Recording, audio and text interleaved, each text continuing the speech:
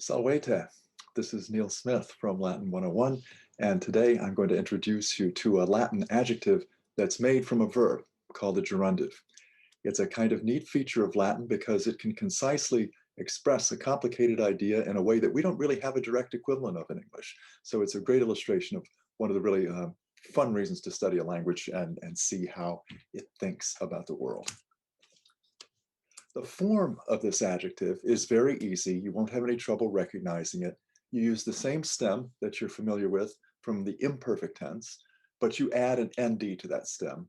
And then you use the regular 2-1-2 adjective endings, us, a, Like every adjective, the gerundive is going to agree with a noun it describes in gender, case, and number.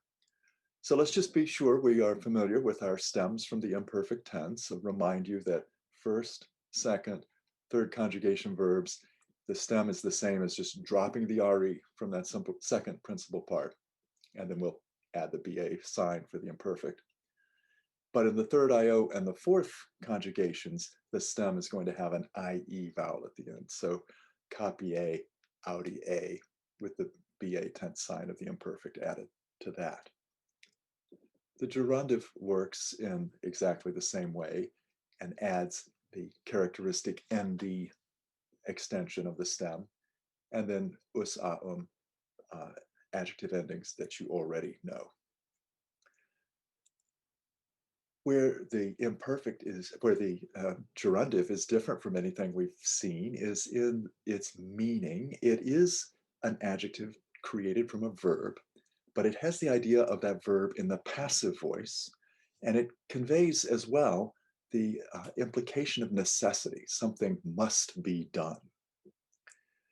Let's look at a simple example of a gerundive describing a noun. Vir laudandus.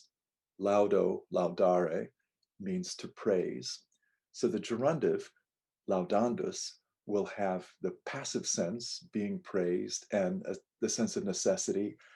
Vir laudandus is a man who must be praised, or to put it in a little more idiomatic English, a praiseworthy man.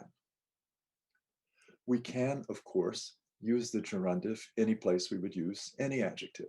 So let's look at this sentence that the famously on message Senator Cato the Elder is supposed to have repeated at the end of every speech he delivered in the Senate. Carthago delenda est. The statue illustrated here is not actually Cato, but I wish it were. It should be. That's how I imagine him looking. The vocabulary item shows us Carthago is the feminine nominative singular of the name of Rome's great enemy, Carthage. And deleo delere is the second conjugation verb, meaning to destroy. So delenda is the feminine nominative singular agreeing with Carthago in this linking sentence. Carthage is a feminine singular thing that must be destroyed. Or as this is frequently translated, Cato thundering in the Senate, Carthage must be destroyed. Or since we're in the Senate and we know who he's addressing this to, I would be equally happy if you turned that around to an active voice and said, we must destroy Carthage, even though Cato didn't explicitly say we. This use of the gerundive leads to a very, very common way of expressing the idea of purpose. And I want to look at an example here from Hyginus when Hercules goes to the underworld to bring back the three-headed dog Cerberus. Hercules ad canem tricipitem ducendum venit.